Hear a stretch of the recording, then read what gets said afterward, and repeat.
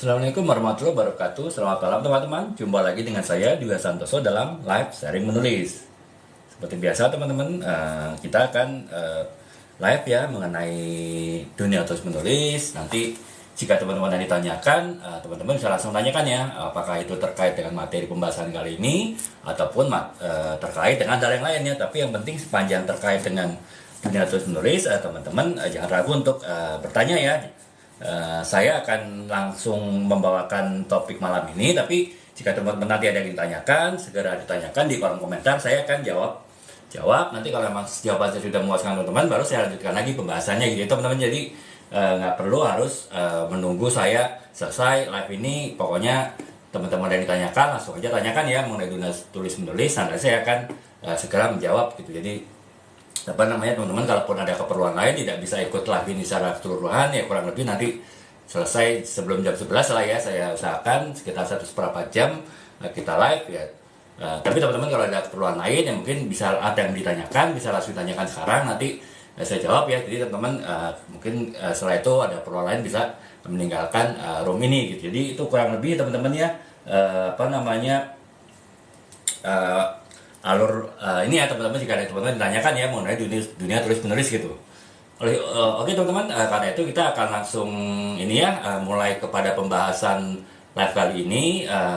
Sebetulnya ini teman-teman ya, kita membahas materi baru ya. Kemarinnya kita 2 hari kemarin itu membahas mengenai bagaimana kita membuat karakter ataupun penokohan yang kuat ya dari sebuah novel, dan juga karakter yang memorable, karakter ataupun tokoh novel yang diingat oleh pembaca gitu setelah novelnya selesai dibaca. Nah itu kemarin dua sesi ya, 2 hari kita sudah bahas. Nah kali ini kita akan bahas hal yang lain lagi ya teman-teman, tapi tetap masih terkait dengan novel ya, dan itu pun secara garis besar temanya sama, yaitu kita akan membahas unsur-unsur apa saja yang sangat penting dalam sebuah novel yang bisa mempengaruhi nilai, bisa mempengaruhi daya tarik, dan juga bisa mempengaruhi kualitas dari sebuah novel ya. Kalau kemarin kan itu jelas ya, kita bahas mengenai karakter, mengenai penokohan dalam sebuah novel. Itu tentu adalah hal yang sangat penting ya, sangat signifikan mempengaruhi kualitas novel terkait dengan penokohan dari novelnya. Karena memang ya beda novel dengan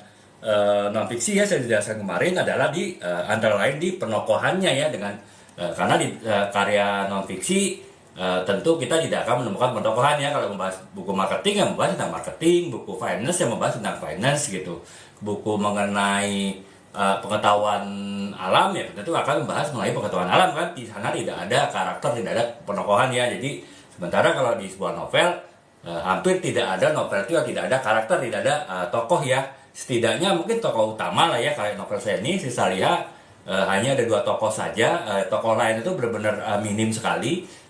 Tapi novel ini hanya membahas 2 tokoh suami istri ya.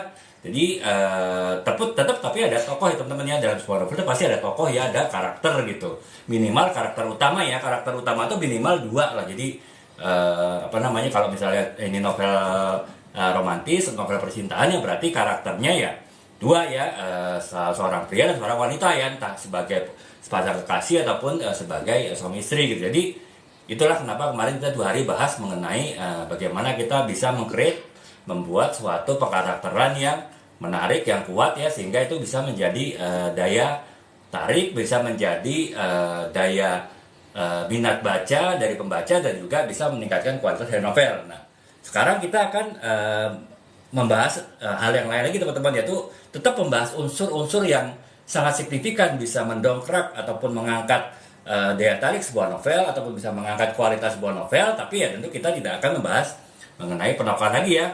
Selain penokohan ada lagi hal yang tidak ada di dalam sebuah karya non fiksi maksud saya, dan itu menjadi salah satu kekuatan penting dari sebuah novel ya, yaitu adalah gaya bahasa ya teman-teman. Jadi penggunaan gaya bahasa itu juga sangat penting yang menentukan kualitas ataupun juga menentukan daya tarik sebuah novel. Kenapa? Ya karena itu tadi saya kemarin bilang bahwa yang paling signifikan menentukan kualitas suatu novel itu adalah penokohan ya, pengkarakteran sebuah novel gitu.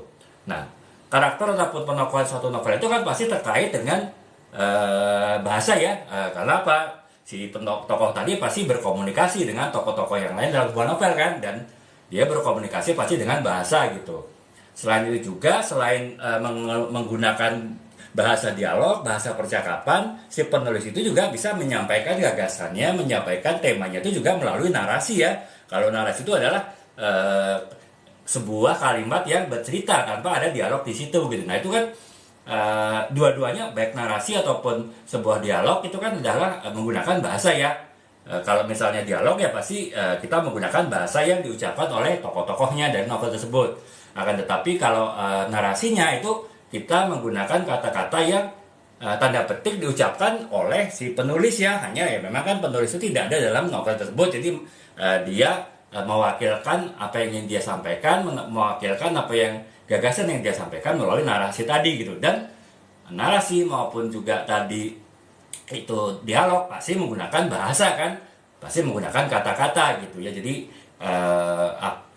karena menggunakan bahasa, menggunakan kata-kata, tentu di situ ada gaya ya, ada suatu dalam suatu rangkaian kata apapun itu pasti ada gaya ya, namanya gaya bahasa ya, gaya kata gitu. Nah itu kan karena itu ya kalau kita bicara karakter sebuah novel, penokohan sebuah novel, yaitu tidak bisa kita lepaskan dari sebuah gaya bahasa ya yang terkait dengan tokoh-tokoh ataupun karakter-karakter yang ada dalam novel tadi. Nah itulah kenapa untuk malam ini kita akan juga membahas salah satu unsur yang penting yang juga menentukan kualitas ataupun daya tarik sebuah novel, yaitu kita akan membahas mengenai gaya bahasa gitu. Jadi kurang lebih itu teman-temannya, kurang lebih tema yang kita bahas dalam sharing menulis malam ini adalah berjudul gaya bahasa dalam sebuah novel gitu. Jadi kita akan bahas dari berbagai sisi ya, baik dari sisi aspeknya, kemudian dari sisi metodenya, kemudian dari sisi unsur-unsur dari sebuah gaya bahasa, kemudian juga tips-tips untuk membuat bahasa yang menarik, dan juga kemampuan-kemampuan apa saja yang harus dimiliki oleh penulis, terutama penulis pemula, untuk bisa membuat suatu tulisan, suatu novel misalnya, atau suatu cerpen dengan menggunakan gaya bahasa yang tepat, gaya bahasa yang menarik, dan gaya bahasa yang bisa memperkuat novel tersebut gitu. Jadi kurang lebih itu ya teman-teman, kurang gambaran yang akan kita bahas pada malam ini, yaitu mengenai apakah atau dan bagaimanakah kita menggunakan gaya bahasa dalam sebuah novel gitu. Itu ya teman-teman. Nah sekarang yang pertama yang kita bahas adalah mengenai aspek dari gaya bahasa ya. Jadi gaya bahasa dalam sebuah novel itu ada beberapa aspek yang harus kita perhatikan jika kita ingin mulai menulis suatu novel ataupun suatu cerpen gitu. Jadi ada beberapa aspek, ada beberapa hal yang perlu kita harus perhatikan sebelum kita mulai mengaplikasikan, menerapkan, menggunakan gaya bahasa itu dalam sebuah novel gitu. Yang pertama adalah pemilihan kata ya teman-teman. Jadi ya saya bilang tadi teman-teman, gaya bahasa itu kan pasti terkait dengan kata ya.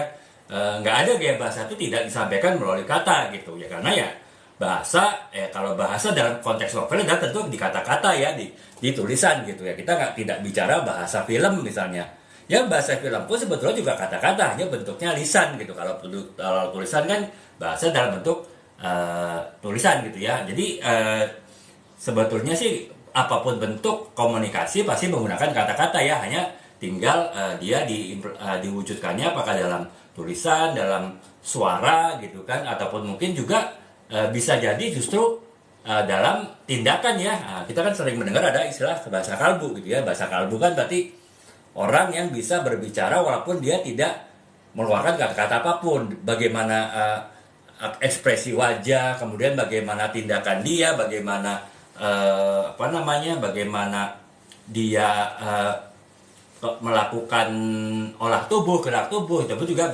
bisa menjadi bahasa ya. Dan itu pun bisa juga ada gaya bahasanya, tapi itu kita tidak akan bahas karena yang kita fokusnya itu adalah pada gaya bahasa dalam novel ya. Jadi konteksnya adalah gaya bahasa tertulis gitu. Nah itulah yang pertama, aspek yang perlu kita perhatikan dalam gaya bahasa dalam sebuah novel, itu tadi pemilihan kata ya. Karena apapun gaya bahasa dari sebuah novel itu pasti terkait dengan kata ya.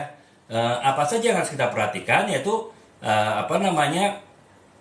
kenapa kita harus melakukan pemilihan kata yang tepat dalam penentuan gaya bahasa? Sebab kata yang tepat tadi itu bisa membentuk suatu nuansa, membentuk suatu gambaran, ataupun juga mengekspresikan apa yang ingin disampaikan oleh penulis ataupun juga oleh tokoh dari novel tadi gitu teman-teman. Jadi Karena itu ya itu tadi, karena bahasa itu bisa mengekspresikan nuansa, gambaran, ataupun juga hal-hal yang ingin disampaikan oleh penulis.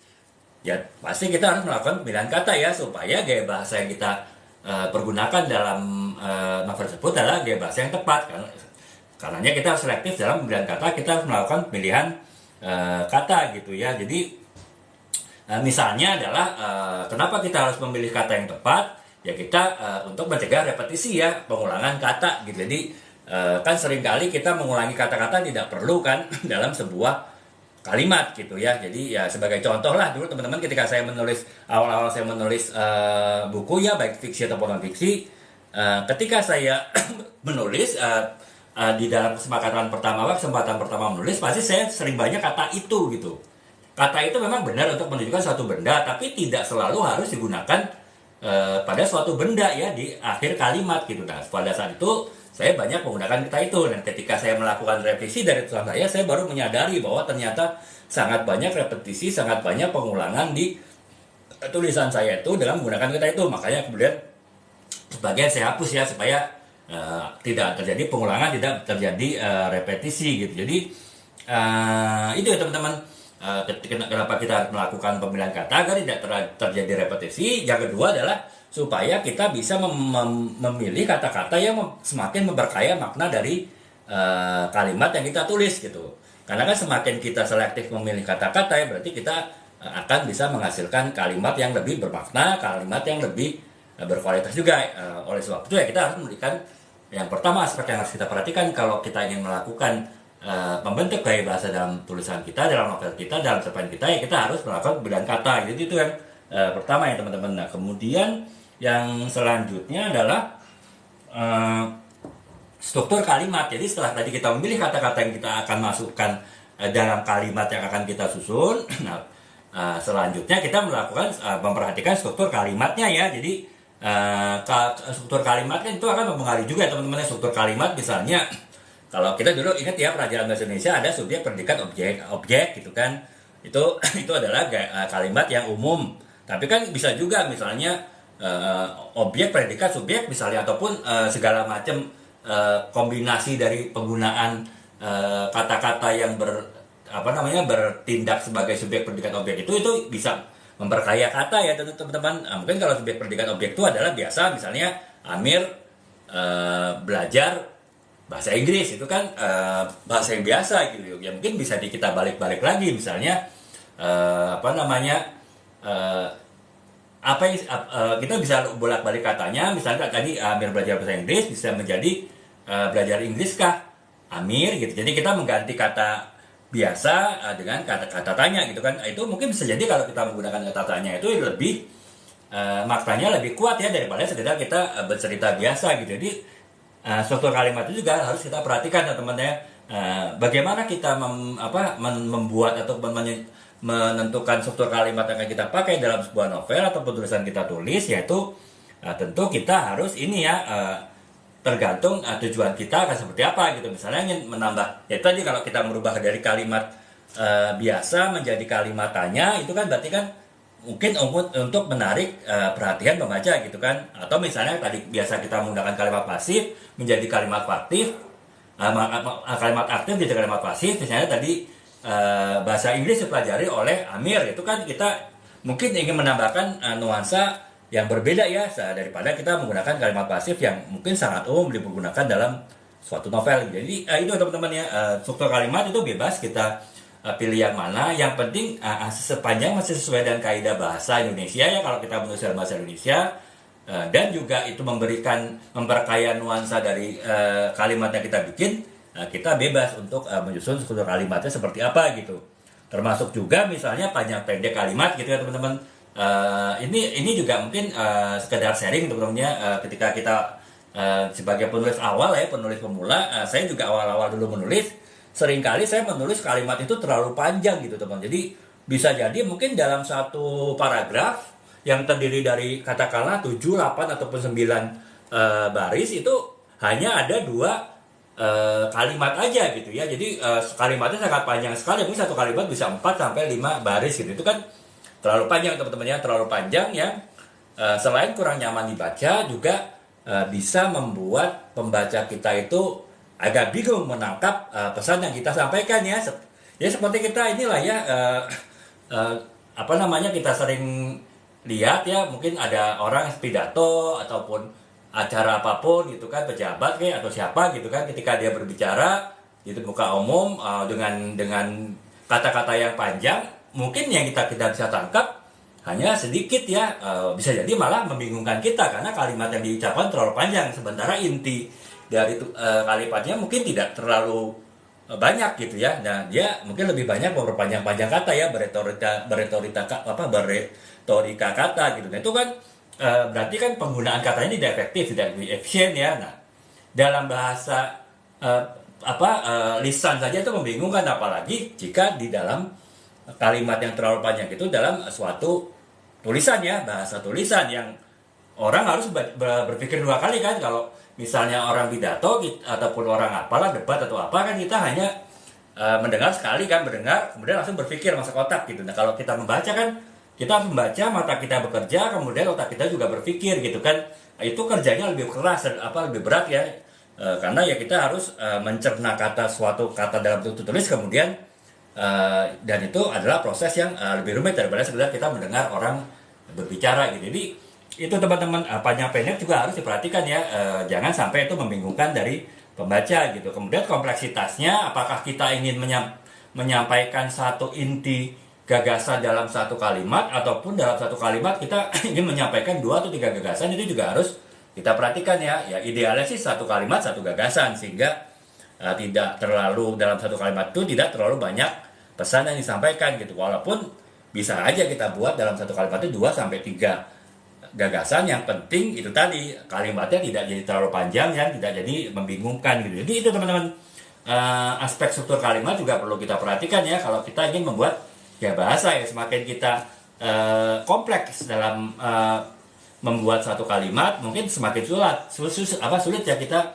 menggunakan gaya bahasa yang konsisten, gaya bahasa yang tepat gitu. Semakin sederhana ataupun mungkin hanya satu pesan dalam sebuah kalimat, semakin mudah kita menyusun gaya bahasanya. Jadi itu teman-teman, yang kedua ya, struktur kalimat terkait dengan struktur bahasa itu juga perlu kita perhatikan ya, jika kita ingin membuat gaya bahasa yang tepat dari sebuah novel ataupun cerpen yang kita tulis gitu. Nah, kemudian yang ketiga adalah pemilihan gaya bahasa ya teman-teman ya. Gaya bahasa kan secara umum itu dibagi ada beberapa hal ya, ada gaya bahasa formal, gaya bahasa informal, gaya bahasa naratif, gaya bahasa deskriptif, ataupun juga gaya bahasa dialog. Kalau gaya bahasa formal teman-teman tahu ya, gaya bahasa resmi, gaya pejabat pidato, pejabat debat ataupun apapun itu kan biasanya bahasa formal ya, ataupun buku-buku non fiksi juga umumnya menggunakan bahasa formal gitu. Nah, atau bahasa informal ya, bahasa informal ya, novel itu biasanya menggunakan bahasa informal. Kemudian juga cerpen ataupun puisi juga menggunakan bahasa informal. Kemudian gaya bahasa naratif itu gaya bahasa bercerita ya, gaya bahasa bertutur itu. Misalnya sebuah buku biografi itu kan kebanyakan bertutur ya, bercerita ya, kebanyakan menggunakan gaya bahasa naratif gitu. Ataupun gaya bahasa deskriptif itu biasanya gaya bahasa menjelaskan hasil laporan jurnalistik. Kita membaca surat kabar online ya, media online itu kan berita-berita yang disampaikan itu biasanya bergaya bahasa deskriptif ya, menggambarkan apa yang terjadi yang dilihat oleh wartawannya, kemudian disampaikan kepada kita sebagai pembaca dengan gaya bahasa deskriptif gitu. Atau ya gaya bahasa dialog ya. Kalau gaya bahasa dialog ya yang ekstrimnya ya skenario film ya, ataupun skenario teater itu kan banyak percakapannya ya. Kalau skenario itu gitu. Makanya ya gaya bahasa skenario umumnya menggunakan gaya bahasa dialog. Jadi teman-teman, kita harus memilih gaya bahasa apa yang kita pergunakan tadi itu sesuai dengan apa yang kita tulis dan juga apa tujuan kita menulis ya. Kalau kita menulis novel gitu tujuan untuk menghibur ya, kita mungkin jangan menggunakan gaya bahasa deskriptif ya. Tapi kalau kita menulis sebuah karya non fiksi yang tujuannya memberikan informasi kepada pembacanya ya, katakanlah kita membuat buku manual ya, untuk misalnya untuk menjalankan kendaraan, ataupun buku manual untuk merakit suatu produk ya tentu kita harus menggunakan bahasa deskriptif ya. Jadi itu teman-teman, pemilihan gaya bahasa itu juga adalah aspek dari kita menentukan gaya bahasa apa yang akan kita pakai dalam tulisan kita ya, terutama dalam novel gitu. Itu yang ketiga. Nah, kemudian yang keempat adalah figur retorika ya teman-teman ya. Jadi retorika itu kan sebetulnya kata-kata yang bukan kata-kata lugas ya, kata-kata yang agak ini, kata-kata yang mengambang, kata-kata yang mungkin kita panjang-panjangkan. Tujuannya sebetulnya retorika itu adalah untuk menambah makna ataupun juga memperkaya makna dari kalimat ataupun kata yang kita ucapkan ya. Nah,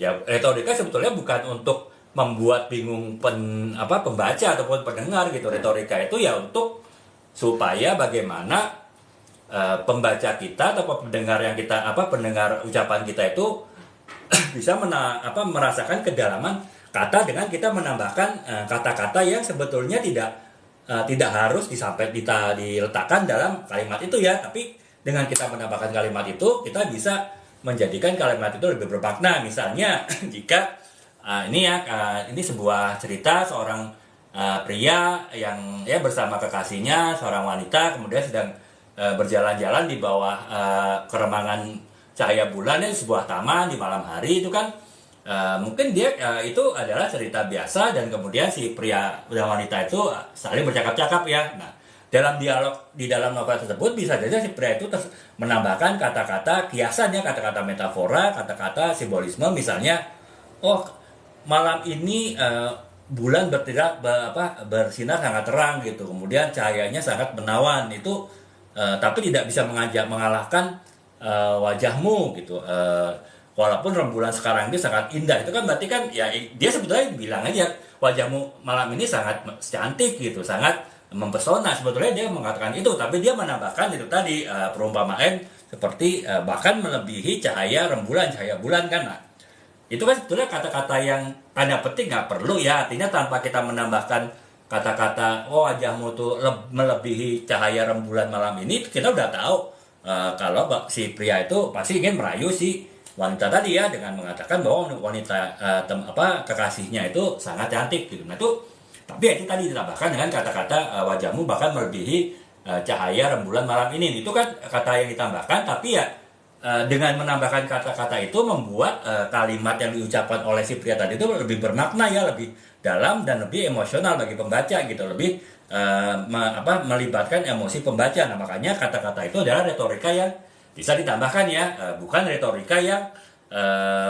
istilahnya mubazir gitu. Retorika nggak perlu, tanpa ditambahkan pun si pendengar, pembaca sudah mengerti. Bahkan kalau ditambahkan malah membingungkan pendengar, malah menimbulkan pembaca, malah menimbulkan salah tafsir dari pendengar atau pembaca. Itu kan nggak perlu. Nah tapi kalau untuk yang sifatnya perlu ya, kita perlu juga menambahkan figur retorika ya dalam tulisan kita, yaitu sehingga bisa menjadi salah satu unsur pembentuk gaya bahasa yang akan kita pergunakan dalam novel kita gitu. Jadi itu tadi teman-teman, retorika bisa menggunakan kata-kata metafora ya, simbolisme seperti saya jelaskan tadi, bisa juga menggunakan kata-kata hiperbola gitu kan.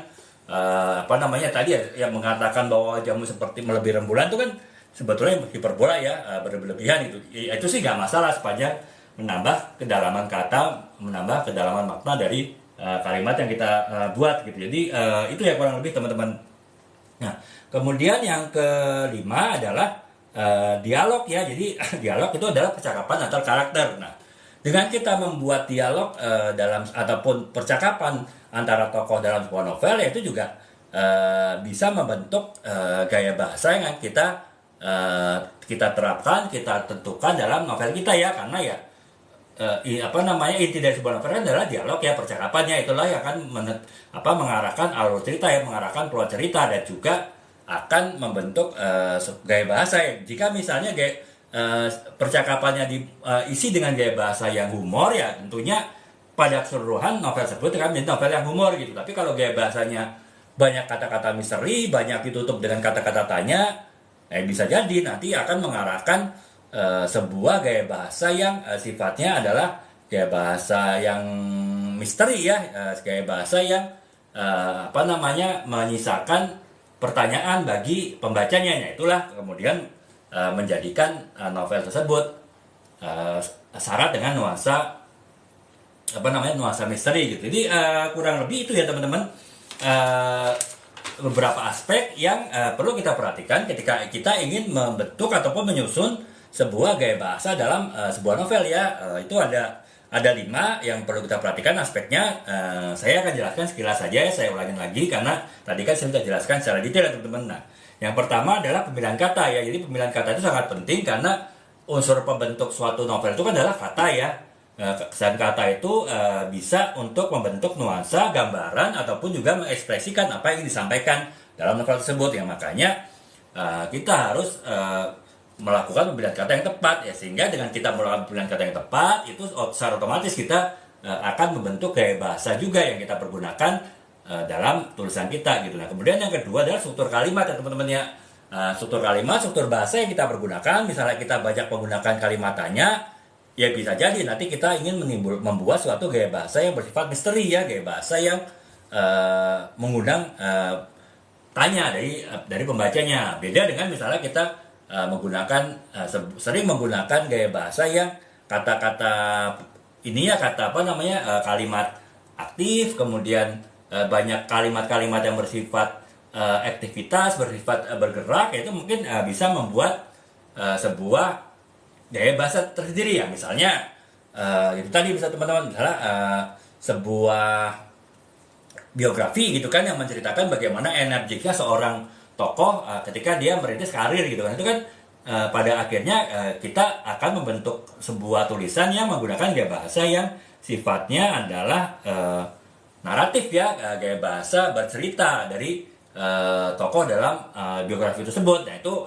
ya otomatis jadi kita melakukan menentukan struktur kalimat yang tertentu dan kita akan membentuk gaya bahasa tertentu. Itu yang kedua ya. Kemudian yang ketiga adalah pemilihan gaya bahasa ya. Itu tadi teman-teman, gaya bahasa kan ada gaya bahasa yang formal, informal, kemudian naratif, deskriptif, ataupun juga dialog. Nah itu kita juga harus tentukan di awal ya. Lagi-lagi kalau kita menulis misalnya wartawan yang menulis di media online ya, dia sudah pasti menggunakan gaya bahasa yang bersifat deskriptif ya, karena kan dia menjelaskan informasi gitu. Sementara mungkin kalau seorang penulis novel yang bercerita mengenai novel percintaan ya, tentu dia akan memilih gaya bahasa yang informal ya, karena kebanyakan isinya adalah mengenai hubungan antara pria dan wanita gitu ya, sehingga pada akhirnya yaitu membuat ini ya teman-teman, membuat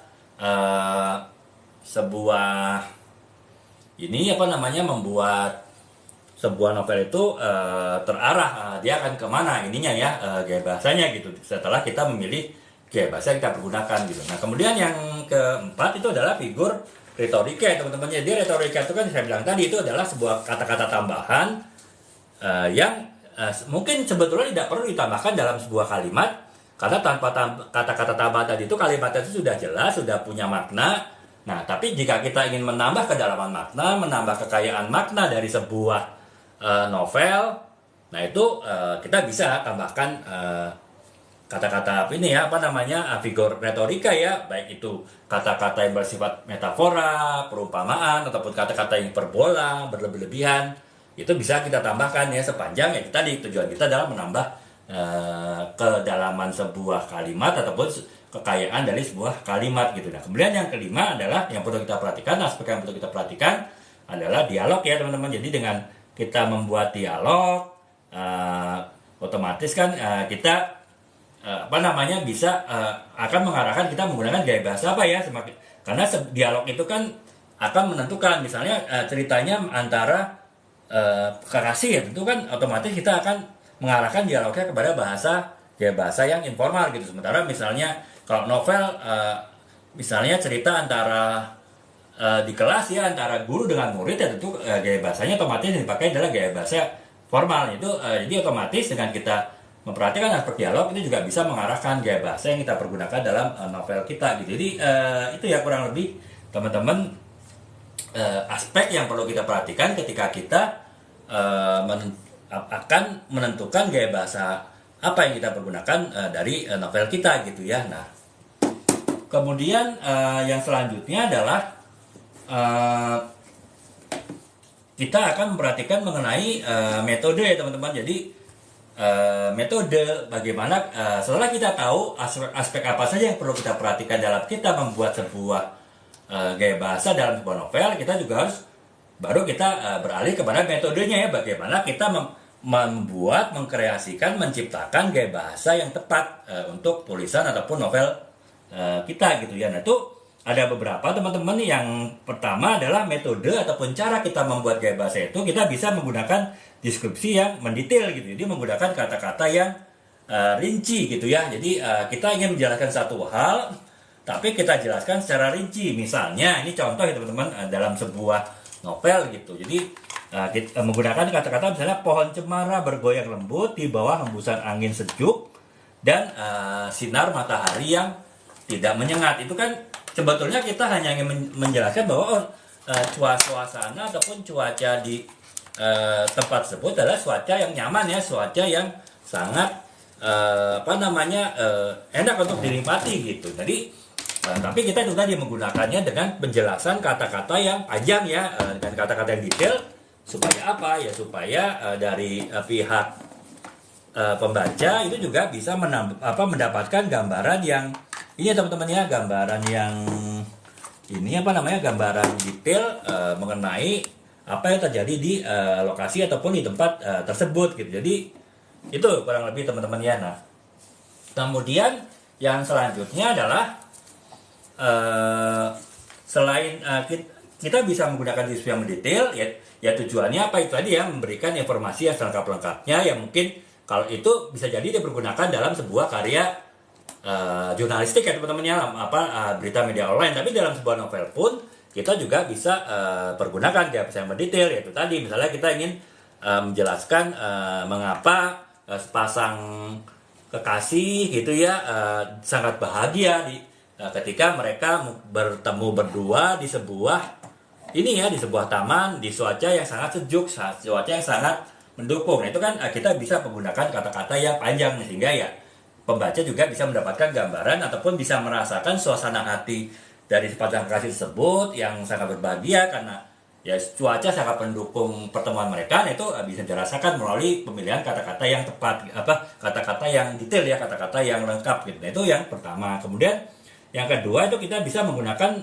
penggunaan motif ya teman-teman. Jadi artinya kita bisa menggunakan motif ataupun elemen-elemen dari kalimat yang itu kita ulang-ulangi sehingga bisa memperkuat makna dari kejadian yang terjadi dalam novel tersebut. Misalnya seorang penulis yang sering menggunakan motif berwarna merah gitu kan, apapun lah, misalnya baju warna merah, tas warna merah, kemudian juga perangkat-perangkat lain warna merah. Itu kan warna merah itu secara simbolik itu bisa menggambarkan suasana yang dramatis ya, ataupun juga suasana yang penuh konflik gitu. Jadi bisa saja untuk mendramatisir sebuah konflik, misalnya suatu pertengkaran antara pasang kekasih, yaitu digambarkan di saat itu juga suasananya memerah ya. Memerah bisa macam-macam ya, misalnya langit langit yang mulai senja, langit yang mulai menuju ke maghrib, menuju ke malam kan biasanya warna merah ya, ininya mataharinya gitu ya, sebelum dia tenggelam. Itu bisa jadi kita justru itu kita memfokuskan gaya bahasa kita untuk mengeksplorasi suasana yang penuh kemerahan di hari itu ya, sehingga yaitu ketika ya tadi sepasang kekasih mungkin sedang bertengkar karena satu hal itu. Jadi itu teman-teman ya, bisa juga kita menggunakan gaya bahasanya yang kita menonjolkan motif-motif tertentu ya, misalnya warna gitu ya, warna bisa yang menunjukkan hal-hal tertentu ya. Misalnya juga kalau warna ini misalnya warna hitam gitu kan biasanya cenderung misteri kan, cenderung menimbulkan tanda tanya ya. Kita bisa saja menjelaskan misalnya suatu peristiwa yang sangat sangat mencekam, peristiwa yang sangat dramatis itu dengan suasananya waktu itu banyak warna hitam misalnya ya, ada di suatu ruangan dengan dinding warna hitam ataupun yang lain-lain ya. Jadi kita bisa menggunakan motif-motif yang kita ulang-ulangi itu sebagai unsur untuk memperkuat gaya bahasa dari novel yang kita tulis gitu. Nah, kemudian yang berikutnya adalah pengulangan. Jadi kita juga bisa menggunakan metode pengulangan ya teman-teman. Jadi kita bisa mengulangi kata untuk mempertegas maksud ataupun tujuan kita terhadap suatu pesan atau suatu ini ya gagasan tertentu gitu. Misalnya ini saya contohkan kan, misalnya dia melihat dengan mata yang melihat ke dalam yang tidak terduga. Jadi ya mungkin ataupun metode untuk membentuk suatu gaya bahasa dalam sebuah novel gitu. Jadi itu ya teman-teman ada 3, saya ulangin lagi, metode-metode yang bisa kita pergunakan untuk kita mengembangkan suatu gaya bahasa dalam novel kita ya, dalam bagian novel kita gitu. Yang pertama adalah dari deskripsi yang mendetail, artinya kita menggunakan gaya bahasa yang menjelaskan sesuatu itu selalu dengan detail ya, sesuatu kita bahas itu secara rinci gitu. Nah itu bisa kita pergunakan ya, tergantung novel apa yang kita tulis gitu. Kemudian kita yang kedua adalah juga bisa pergunakan motif ya teman-teman. Motif itu ya tadi kita menggunakan simbolisme tertentu gitu ya, yang kita ulang-ulangi. Misalnya warna gitu kan, warna merah misalnya menggambarkan kemarahan, warna hitam menggambarkan misteri ataupun kesedihan. Nah itu kan kita bisa pergunakan komponen warna tadi sebagai simbolisme untuk sebagai gaya bahasa dari kita menjelaskan suatu kejadian di sebuah novel gitu. Itu yang kedua ya, penggunaan motif. Kemudian yang ketiga adalah pengulangan. Kita juga bisa mengulang-ulangi kata untuk memberikan penekanan kepada suatu peristiwa tertentu, di mana kata-kata yang kita ulangi tadi adalah kata-kata yang sangat penting ataupun sangat mendominasi makna dari kalimat tersebut. Nah itu kita bisa juga ulangi itu ya teman-teman. Jadi ada 3 ya teman-teman metode yang bisa kita pergunakan untuk mendukung penggunaan gaya bahasa dalam sebuah novel kita. Nah itu yang ketiga. Jadi itu teman-teman, metodenya kurang lebih seperti itu. Nah kemudian bagaimana untuk ya itu ya memang ya itu adalah sesuatu yang ini teman-temannya perlu dilatih ya. Artinya ya sebagai penulis pemula ya mungkin ya yang saya sampaikan tadi itu terkesan sebagai suatu konsep ya, sebagai suatu teori gitu. Tetapi kalau kita semakin banyak menulis, kita semakin semakin sering menulis, apa yang saya sampaikan tadi itu bukan sekedar suatu konsep, tapi secara otomatis teman-teman bisa menerapkannya dalam tulisannya. Jadi itu bisa lambat laun teman-teman akan terlatih menggunakan metode-metode dalam gaya bahasa tadi. Nah, tapi memang untuk kita terlatih itu pertama memang kita harus membiasakan diri ya, kita harus sering menulis. Tapi kan sering menulis kita juga harus tahu ya bagaimana cara kita meningkatkan kemampuan kita untuk mengembangkan gaya bahasa. Nah itu makanya teman-teman ini akan saya sampaikan cara bagaimana kita bisa mengembangkan kemampuan kita untuk membuat gaya bahasa yang tepat dari sebuah novel yang kita tulis ya teman-teman. Nah itu jadi yang pertama kita banyak baca jenis novel ya teman-teman, itu sangat disarankan ya. Saya kan selalu bilang teman-teman bahwa membaca itu adalah salah satu bentuk kita untuk melatih rasa bahasa kita ya kalau kita ingin menulis novel. Kemudian yang kedua, menambah wawasan kita, karena dengan kita membaca novel terutama dari genre yang berbeda itu membuat kita lebih banyak pengetahuannya ya, sehingga kita lebih mudah menulis novel-novel kita gitu. Kemudian yang ketiga ya itu tadi kita bisa terlatih untuk menulis novel dengan berbagai genre ya, sehingga ya karena dengan kita membaca novel yang berbagai genre kita bisa tahu gaya bahasa apa yang dipakai pada misalnya novel bergenre roman, percintaan, kemudian gaya bahasa apa yang sering digunakan pada genre bertemakan bergenre fantasi, dan juga gaya bahasa apa yang sering kita pergunakan dalam novel yang bergenre ini ya novel yang bergenre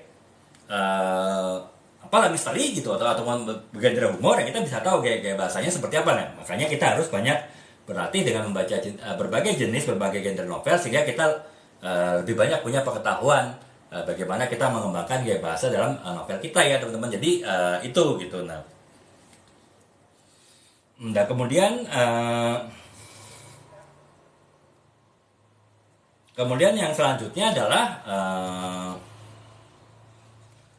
kita harus latihan menulis rutin ya teman-teman ya. Itu saya juga sering bilang ke teman-teman bahwa kalau kita sudah bertekad untuk menulis, sudah mulai menulis, kita jangan berhenti menulis ya teman-teman ya.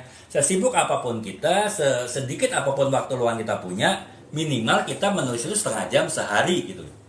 Kenapa saya tidak menyarankan teman-teman, misalnya mungkin teman-teman tidak punya waktu untuk menulis di hari kerja karena teman-teman kerja atau kuliah gitu kan, Sabtu sampai Senin sampai Jumat nggak bisa nulis, bisanya Sabtu Minggu karena teman-teman nggak suka jalan, nggak suka hangout, sukanya gabut di rumah, sukanya rebahan. Nah mungkin teman-teman wah saya berarti harus Sabtu Minggu baru nulis banyak. Itu tidak disarankan sih teman-teman ya. Kalau bisa ya bagus kalau di Sabtu Minggu itu untuk banyak penulis, tapi di hari lain pun teman-teman juga harus banyak penulis ya. Ya karena apa? Dengan semakin teman-teman sering menulis, teman-teman semakin terlatih ya untuk lebih mudah menggunakan gaya bahasa ya, lebih mudah mewujudkan inspirasi ide itu dalam suatu tulisan dengan menggunakan gaya yang tepat gitu, dibandingkan dengan jarang-jarang tapi waktunya banyak. Mendingan setiap hari tapi waktunya sedikit-sedikit. Itu ya ibarat kata lama-lama menjadi bukit ya, lama-lama kita bisa menulis dengan baik dan menggunakan gaya bahasa yang tepat dalam tulisan. Jadi teman-teman latihan menulis rutin ya, teman-teman harus biasakan itu gitu. Kemudian teman-teman juga harus ini ya perhatian terhadap pembuat penokohan atau pengkarakteran yang baik dalam novel teman-teman. Jadi teman-teman sebelum teman-teman mulai nulis, saya sering katakan ya, termasuk kemarin di live 2 hari kemarin, bahwa teman-teman sebelum nulis, teman-teman harus buat dulu profil dari tokoh ataupun juga karakter yang ingin teman-teman masukkan dalam novel teman-teman ya, terutama tokoh utamanya gitu. Jadi kita harus secara detail menulis, misalnya namanya siapa, kemudian dia latar belakangnya seperti apa, kemudian pola pikirnya seperti apa, kemudian kebiasaannya seperti apa, kemudian lingkungannya seperti apa, kemudian juga bagaimana dia menghadapi suatu konflik seperti apa gitu. Itu teman-teman harus buat profilnya sendiri ya, kalau perlu ditulis gitu, sehingga ketika teman-teman sudah mulai menulis novelnya, ketika teman-teman ingin mengembangkan karakter ataupun mengembangkan alur cerita, itu mengacu kepada karakter ataupun tokoh yang sudah teman-teman bentuk tadi ya, teman-teman ciptakan tadi ya, dengan profil yang lengkap. Kan dengan teman-teman buat profil yang lengkap dari karakter ataupun tokoh-tokohnya, teman-teman lebih bisa mudah mengembangkan alur cerita, dan otomatis lebih mudah pula menggunakan gaya bahasa yang tepat dalam novel yang teman tulis gitu. Jadi kurang lebih itu ya teman-teman. Nah, kemudian yang selanjutnya adalah teman-teman itu juga ini ya harus pastikan bahwa teman-teman itu juga memahami psikologi ya. Jadi artinya kalau kita bicara perkembangan karakter, perkembangan tokoh, kan semakin teman-teman punya pengetahuan yang psikologi yang baik, bagi teman-teman juga punya kemampuan untuk mengembangkan alur cerita ya, mengembangkan karakter dari tokoh teman-teman. Jadi teman-teman ada 3 ya cara meningkatkan kemampuan teman-teman dalam menerapkan menggunakan gaya bahasa yang tepat dalam sebuah novel ya. Yang pertama adalah banyak baca jenis novel. Jadi semakin kita banyak baca jenis dan genre novel, semakin kita terlatih untuk menggunakan berbagai macam gaya bahasa dalam tulisan kita ya. Karena bacaan kita itu menambah wawasan kita dalam menggunakan gaya bahasa dalam tulisan novel gitu. Kemudian yang kedua, teman-teman harus rutin menulis ya. Jadi nggak boleh berhenti, setiap hari pasti harus nulis. Kalau memang waktunya lagi sempit, setengah jam. Kalau kemudian mungkin akhir pekan, weekend waktunya banyak, bisa 2-3 jam, terserah. Tapi tiap hari, di hari teman-teman saat sibuk sekalipun, di hari kerja ataupun hari kuliah, teman-teman tetap harus nulis ya, minimal setengah jam, sehingga teman-teman terus terlatih untuk menulis gitu. Dan yang ketiga, teman-teman harus mempunyai pemahaman yang sangat detail mengenai tokoh dari novel yang teman-teman tulis ya, terutama tokoh utama gitu. Teman-teman harus punya profil lengkapnya, yang itu menjadi acuan ya ketika teman-teman melakukan pengembangan karakter di novel teman-teman ya. Jadi pengembangan tokoh utama tadi seperti apa, karakternya, nah itu teman-teman mengacu kepada profil tadi. Jadi teman-teman 3 tips ya untuk teman-teman bisa membuat ataupun menentukan gaya bahasa yang tepat untuk ketika teman-teman mulai menulis gitu ya. Nah, itu tadi itu lebih kepada tips yang sifatnya ini ya teman-teman ya, sifatnya lebih fokus kepada bagaimana teman-teman bisa menerapkan gaya bahasa yang tepat gitu dalam teman-teman menulis sebuah novel. Ini kemudian saya akan tambahkan lagi teman-teman, ada tips tambahan ya, walaupun mungkin sifatnya umum, tidak hanya terkait dengan gaya bahasa, tapi ya tips ini juga bisa teman-teman pergunakan juga ya untuk teman-teman semakin melatih kemampuan teman-teman dalam menggunakan gaya bahasa dalam novel-novel yang teman tulis gitu. Yang pertama adalah jaga keseimbangan antara deskripsi dan juga tindakan gitu. Jadi kan ya istilahnya kalau kita buat novel itu kan kita seringkali menggunakan narasi ya teman-teman ya. Jadi narasinya tuh mungkin sifatnya hanya menjelaskan bagaimana si tokohnya seperti apa, bagaimana latar belakang peristiwanya, kemudian bagaimana suatu peristiwa itu terjadi. Nah itu kan sebetulnya deskripsi ya. Nah kita jangan hanya banyak bercerita mengenai sesuatu yang ada gitu. Nah kita juga harus melakukan tindakan. Artinya sebuah alur cerita itu harus dinamis ya. Jadi ya kalau kita saya selalu bilang dalam sebuah novel itu pasti harus ada konflik, dan konflik itu harus dimulai dari awal konflik, kemudian dimulai dari puncak konflik dan penyelesaian konflik. Jadi jangan sampai konfliknya itu tidak pernah sampai puncak gitu ya, apalagi diselesaikan gitu akan teman-teman sulit menggunakan gaya bahasa. Karena apa? Untuk mengembangkan alur tulisan seperti itu pun juga sulit teman-teman ya. Makanya harus membuat suatu alur cerita yang terus berkembang ya. Makanya jangan terlalu banyak deskriptif, tapi juga harus diimbangi juga dengan tindakan ya. Adanya action, adanya perkembangan alur cerita gitu ya. Makanya yang pertama teman-teman harus jaga keseimbangan antara deskripsi dan juga tindakan dari tokoh-tokoh yang ada di dalam novel tersebut. Kemudian yang kedua adalah gunakan imajinasi. Ini ya teman-teman, teman-teman harus berani menggunakan imajinasi ya. Artinya ya mungkin teman-teman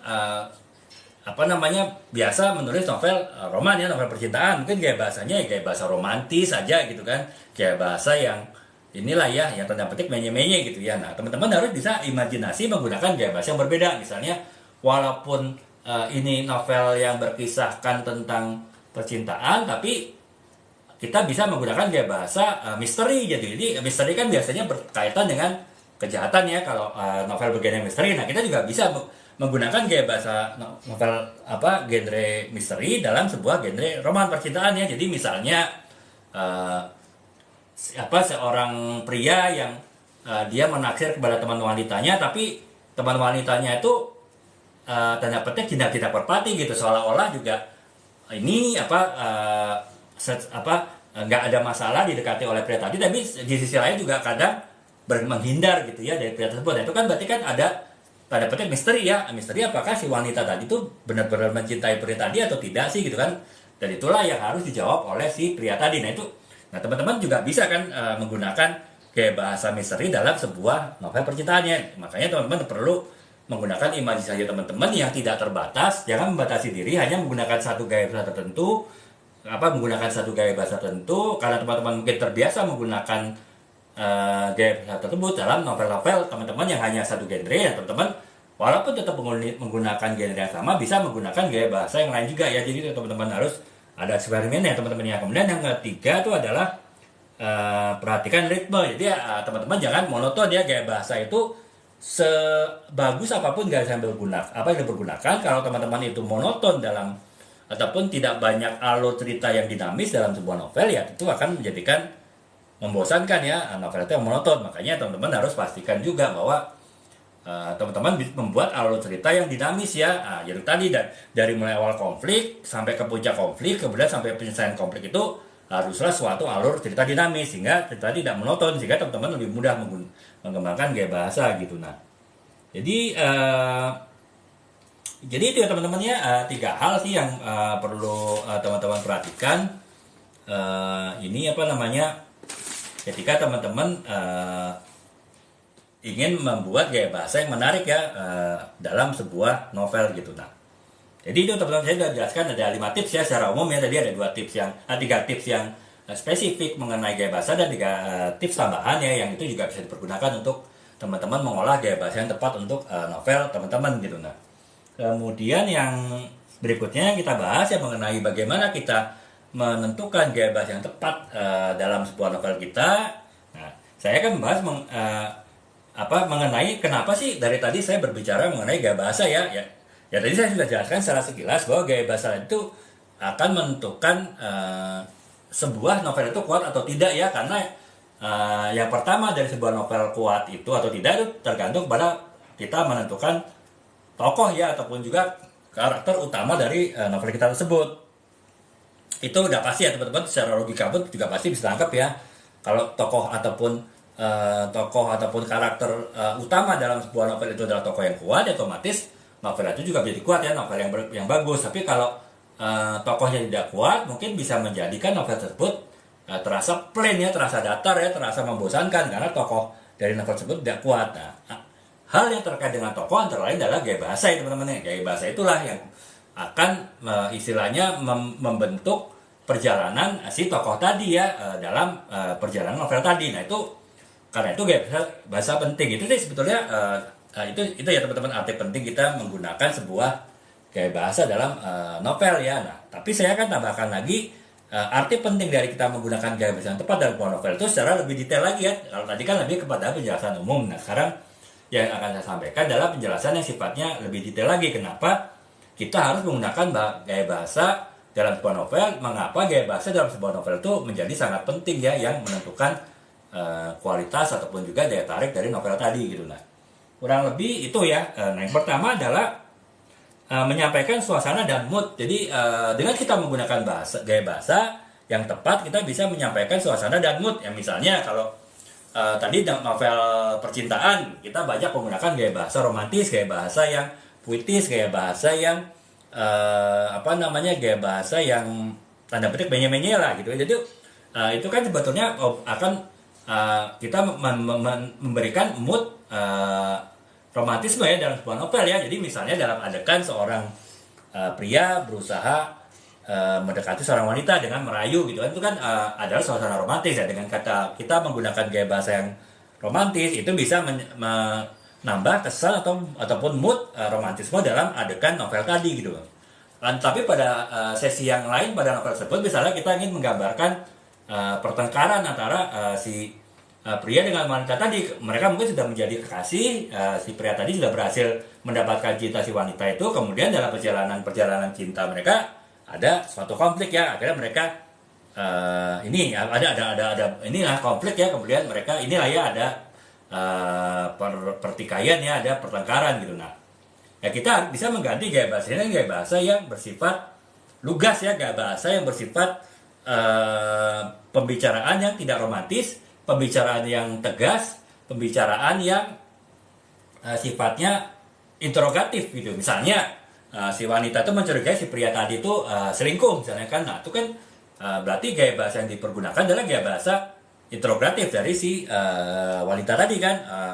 Dia menginterogasi si pria tadi apakah benar pria tadi itu selingkuh. Nah itu jadi itu teman-temannya, dengan kita menggunakan gaya bahasa yang tepat, kita bisa menimbulkan kesan ataupun ikatan emosional yang kuat dalam novel tersebut ya. Apakah itu misalnya romantisme atau bahkan justru sebuah gaya cerita yang terkait dengan interrogatif ya, gaya bahasa yang terkait dengan pertikaian, konflik. Jadi itu teman-teman, yang pertama menyampaikan suasana dan juga mood ya dari sebuah segmen novel tertentu. Nah kemudian yang kedua adalah menggambarkan karakter dari tokoh-tokoh ya teman-teman ya. Itu tadi kalau misalnya kita menggambarkan seorang pria itu sering menggunakan kata-kata romantis, menggunakan kata-kata rayuan, menggunakan kata-kata retorika percintaan gitu kan, ya berarti kan kita menambahkan bahwa memang ini si pria ini adalah tokoh yang romantis gitu. Ataupun misalnya seorang yang dia suka menggunakan kata-kata yang bersifat bersifat pertanyaan gitu, kemudian kata-kata bersifat interrogatif.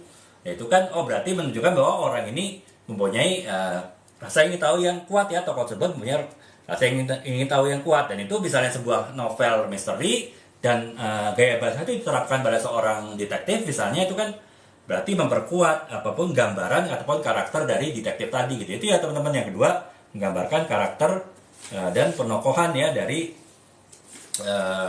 suatu tokoh ataupun karakter di sebuah novel gitu. Nah kemudian yang berikutnya adalah mengarahkan ritme dan juga fluensi ya, alur dari sebuah cerita gitu. Nah semakin kita bisa menggunakan gaya bahasa yang tepat, kita bisa mengarahkan ritme itu aliran ataupun juga alur sebuah cerita teman-temannya, pacing lah ya kalau dalam bahasa novel, artinya kecepatan alur ceritanya itu seperti apa, itu bisa kita bentuk juga dari sebuah ini ya teman-teman, dari sebuah gaya bahasa gitu. Misalnya ya dengan kita melakukan pemilihan yang tepat, kemudian kita membuat alur narasi yang tepat, struktur kalimat yang tepat.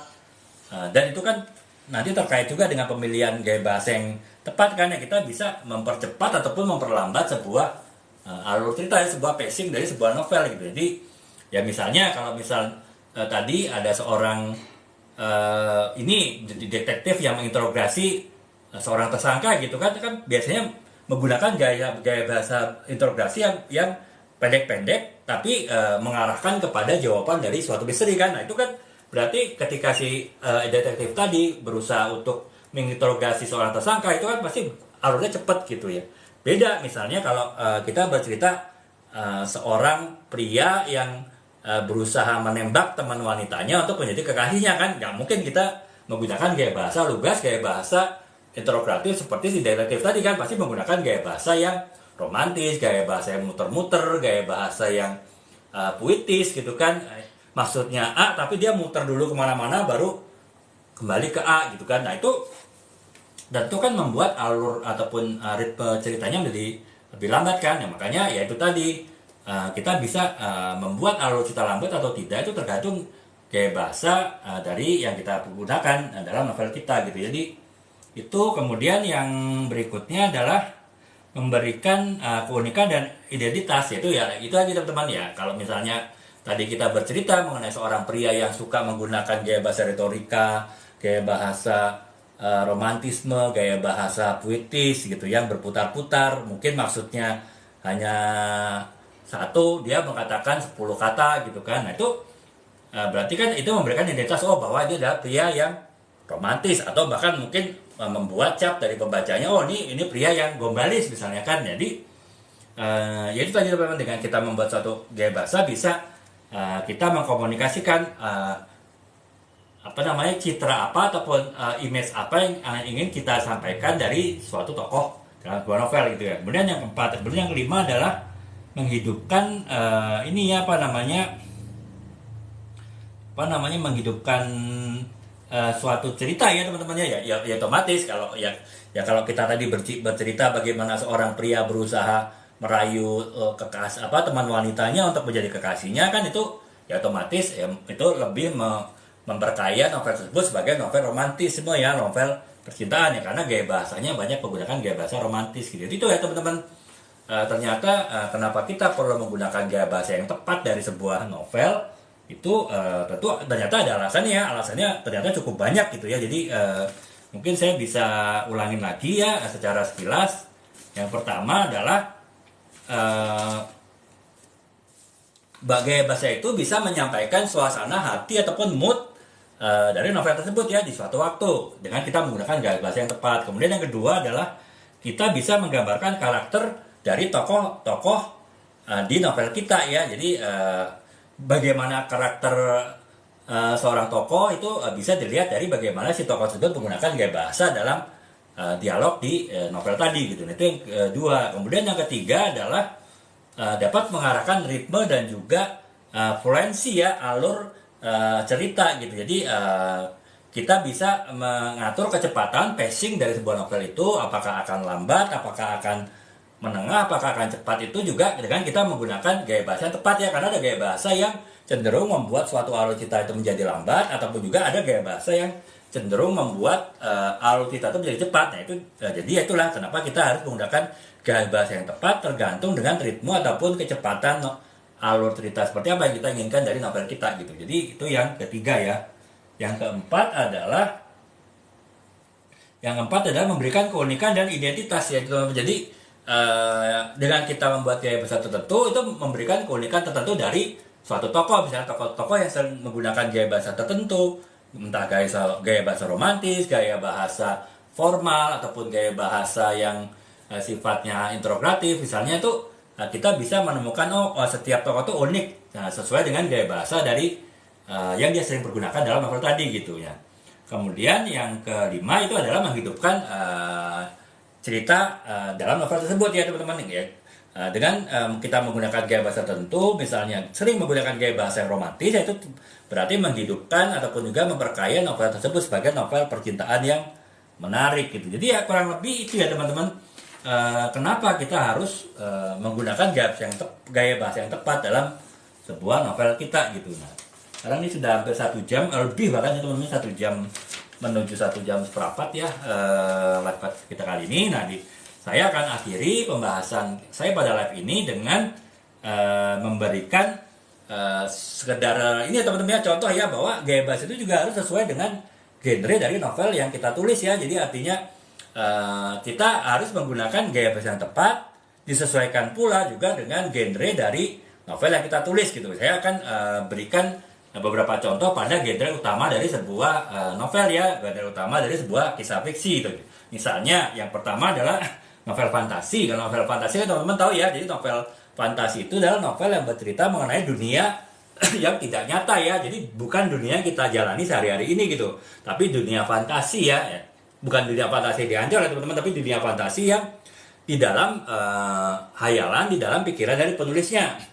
Mungkin gampangnya adalah Harry Potter ya teman-teman ya. Jadi kalau teman-teman pasti udah tahu semua kan novel Harry Potter, udah pernah nonton film Harry Potter, itu kan dunia fiksi, dunia fantasi, artinya dunia sekolah penyihir kan di dalam kehidupan nyata dunia kita nggak ada kan. Nah itu aja di dalam pikirannya J.K. Rowling aja kan sebagai penulis gitu. Nah dengan dia membuat sebuah cerita di sebuah sekolah sihir, itu kan berarti dia membuat cerita novel fantasi gitu kan. Ataupun juga misalnya sebuah novel ataupun film Lord of the Ring ya teman-teman, mungkin sebagian sudah menonton film itu ataupun membaca novelnya, itu kan juga bercerita mengenai sebuah kehidupan di dunia yang bukan dunia kita gitu, dunia di mana sebuah cincin itu akan menentukan kehidupan dunia dari novel tersebut, dari film tersebut gitu. Dan makanya cincin tersebut jadi dikejar-kejar ya oleh banyak pihak, baik pihak yang baik ataupun pihak yang jahat. Nah itu kan berarti adalah cerita fantasi ya teman-teman. Jadi kurang lebih itulah gambaran sebuah novel genre fantasi. Nah sekarang bagaimana kita ketika kita ingin menulis sebuah novel genre fantasi, kita harus menggunakan gaya-gaya bahasa yang seperti apa gitu ya. Nah contohnya adalah yang bisa kita pergunakan itu adalah kita menggunakan gaya bahasa dengan istilah-istilah bersifat imajinatif ya, bersifat fiktif gitu. Bahkan kalau perlu dengan gaya bahasa yang bersifat magis, gaya bahasa yang bersifat mistis gitu ya teman. Jadi ya inilah ya, jadi kita menggunakan gaya bahasa itu tadi ya, mistis, gaya bahasa yang bersifat magis, gaya bahasa yang bersifat imajinatif, kemudian gaya bahasa yang sifatnya adalah inilah ya, bersifat tidak nyata gitu ya. Jadi ini contoh yang ini sudah contoh ya teman-teman ya, penggunaan gaya bahasa dalam sebuah novel yang bergenre fantasi gitu. Misalnya penggunaan ini contohnya misalnya gitu ya, ini saya bacakan kebetulan saya sempat dapat info ininya teman-temannya. Contohnya misalnya dengan tongkat yang bercahaya penyihir itu melemparkan mantra yang kemudian mengubah malam yang gelap gulita tersebut menjadi suatu sinar yang berwarna-warni dan mempesona. Jadi itu kan itu teman-teman bisa ya, kurang lebih seperti itulah ya gambaran penggunaan sebuah gaya bahasa dari sebuah novel yang bersifat novel bergenre fantasi. Itu teman-teman, itu contoh pertama ya untuk novel bergenre fantasi gitu. Nah kemudian yang kedua adalah novel romantis. Ya novel romantis tentu beda ya dengan novel fantasi. Gaya bahasa yang dipergunakan itu biasanya adalah ekspresi emosi dan juga ungkapan perasaan dari tokoh utama dari sebuah novel tersebut ya. Ya intinya adalah inilah ya, ungkapan emosi yang bersifat dan juga ekspresi perasaan yang sifatnya emosional yang bersifat romantis. Jadi yang dipergunakan adalah bahasa-bahasa yang romantis, puitis, dan juga penuh dengan simbol-simbol cinta gitu ya. Jadi ini misalnya contohnya teman-teman. Dalam pelukanmu aku menemukan rumahku, setiap sentuhannya seperti melodi cinta yang tak pernah berakhir. Itu ya teman-teman bisa merasakan lah ya kurang lebih gaya bahasa tadi novel fantasi dengan gaya bahasa novel cinta tuh beda ya. Jadi itu teman-teman, kita harus secara tepat menggunakan gaya bahasa sesuai dengan genre novel yang kita tulis. Nah itu tadi yang kedua ya, novel romantis. Kemudian yang ketiga adalah novel misteri ya, atau thriller gitu. Jadi biasanya itu menggunakan kata-kata yang pendek untuk menunjukkan bentuk ketegasan gitu kan ya. Karena kan ya kalau kita bicara sebuah novel misteri pasti kan itu adalah bagaimana misteri memecahkan suatu masalah gitu kan. Itu kan pasti kan butuh ketegasan dari orang yang ditugaskan untuk memecahkan misteri tersebut, misalnya detektif gitu kan. Nah kemudian misalnya gitu ya, bayangan hitam menyelinap di sepanjang koridor gelap. Apakah ini adalah awal dari suatu yang tak terduga di masa mendatang? Nah itu kan, yaitu salah satu gaya bahasa yang sifatnya tadi kan teman-teman mengundang misteri, dan gaya bahasanya cukup pendek dan tidak terlalu panjang ya, lugas dan tidak bertele-tele gitu. Jadi itu teman-temannya contoh penggunaan gaya bahasa dari sebuah novel misteri atau thriller ya. Nah kemudian yang berikutnya adalah novel sejarah gitu ya. Kalau novel sejarah kan pasti ya novel yang banyak menggunakan istilah sejarah, kemudian menggunakan fakta-fakta data yang valid, yang relevan dengan peristiwa sejarah gitu kan. Kemudian juga menggunakan gaya bahasa yang sesuai dengan periode waktunya ya. Kalau kita bicara misalnya sejarah perjuangan mempertahankan kemerdekaannya tahun 4550 ya, tentu kan menggunakan gaya bahasa pada saat itu kan, misalnya merdeka atau mati, maju tak gentar, membela yang benar gitu, dan sebagainya itu kan. Nah kita harus menggunakan juga gaya bahasa yang sesuai dengan periode di mana kita menulis novel di pada novel sejarah tadi ya, di periode apa. Nah kita harus sesuaikan gaya bahasanya dengan situasi pada saat itu gitu. Itu ya teman-teman untuk novel sejarah gitu. Kemudian untuk novel yang berikutnya adalah novel science fiction ya. Nah science fiction akan lebih banyak menggunakan istilah-istilah ilmiah dan juga bersifat futuristik gitu, sehingga dan juga banyak menggunakan istilah-istilah yang dekat dengan kecanggihan teknologi gitu ya. Jadi ya itu gaya bahasanya harus scientific gitu ya, harus futuristik gitu. Jadi ya teman-teman tahu lah ya, mungkin gaya bahasanya itu banyak menggunakan istilah-istilah teknologi gitu kan ya. Jadi ya tentu itu akan berbeda ya dengan gaya bahasa yang novel genre yang lain gitu.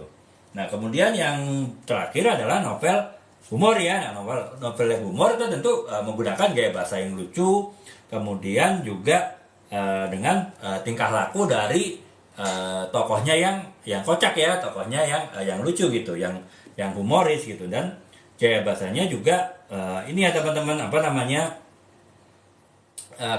yaitu kita juga bisa tergantung teman-teman mau membuat sebuah novel humor seperti apa ya. Kalau humor yang cerdas, humor yang ibaratnya seperti kita mendengar sebuah kita mendengar sebuah lawakan yang cerdas, sebuah humor yang cerdas ya, kita bisa menggunakan bahasa-bahasa gaya bahasa yang walaupun lucu tapi juga mengandung logika-logika yang tepat ya, logika-logika yang bagus gitu ya. Mungkin ibaratnya seperti kita menonton stand up komedi lah ya kan teman-teman. Walaupun tidak semua stand up komedi itu menceritakan humor-humor yang cerdas, tapi banyak juga yang menceritakan humor-humor yang cerdas. Nah kita bisa juga kalau kita ingin membuat sebuah novel dengan humor-humor yang cerdas ya, kita bisa juga menggunakan gaya bahasa yang sering digunakan oleh stand up komedi misalnya. Ataupun kalau kita ingin membuat sebuah novel misteri, novel humor yang sifatnya itu slapstick ya. Slapstick itu adalah yang kelucuannya itu tidak mengandalkan kepada logika kata, tapi lebih mengandalkan kepada tanda petik kekonyolan tindakan dari tokohnya ya.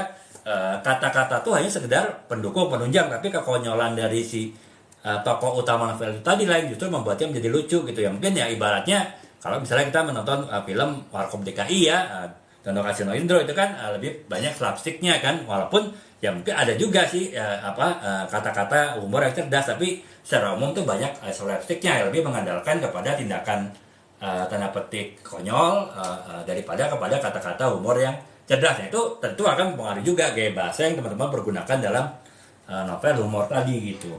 Nah jadi itu ya teman-teman, kurang lebih pembahasan mengenai gaya bahasa, arti penting gaya bahasa dalam sebuah novel. Saya juga dijelaskan tadi dari mulai aspek-aspeknya, kemudian dari metodenya seperti apa, kemudian dari cara menerapkannya seperti apa, tips-tipsnya seperti apa, kemudian juga bagaimana manfaat sebetulnya dari kita menggunakan gaya bahasa yang tepat dalam sebuah novel, dan yang terakhir adalah bagaimana kita mengimplementasikan berbagai macam jenis gaya bahasa tersebut sesuai dengan genre novelnya gitu. Nah demikian teman-teman, semoga teman-teman bisa mendapatkan manfaat ya teman-teman dari ini penjelasan saya ini, dan semoga teman-teman juga bisa menerapkannya dalam novel yang teman-teman akan tulis ya. Jadi teman-teman harus itu dari teman-teman dua hal yang paling penting, paling pokok ya kalau teman-teman baru mulai menulis novel.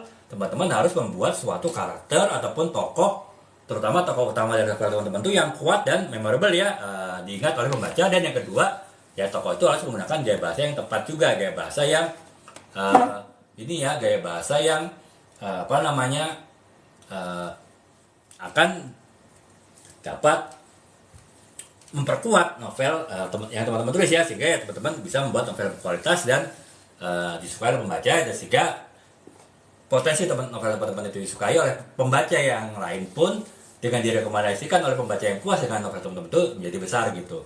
Jadi demikian teman-teman, terima kasih atas perhatiannya, semoga teman-teman bisa mendapatkan manfaatnya. Kalau ada yang ditanyakan, teman-teman bisa menanyakan kolom komentar ya, baik itu di live besok ataupun kalau teman-teman sudah follow akun saya, kemudian teman-teman nanti saya setiap hari akan ada 5 video yang saya upload terkait dengan potongan-potongan dari setiap live yang saya lakukan, cuplikan-cuplikan videonya. Nah itu kalau ada salah satu yang masuk ke beranda teman-teman, kayak FYP teman-teman bisa bertanya apa saja mengenai dunia tulis menulis ya, tidak perlu harus terkait dengan video tersebut. Nanti saya akan jawab melalui video yang saya tag ke akun teman-teman juga melalui live berikutnya gitu. Demikian teman-teman, terima kasih atas perhatiannya, semoga teman-teman bisa mendapatkan manfaatnya dan selamat istirahat bagi teman-teman ya. Insya Allah hari-hari berikutnya saya juga akan live lagi mengenai dunia tulis menulis, live sharing menulis mulai jam 9:30 malam. Demikian teman-teman, terima kasih atas perhatiannya. Assalamualaikum warahmatullahi wabarakatuh. Selamat malam.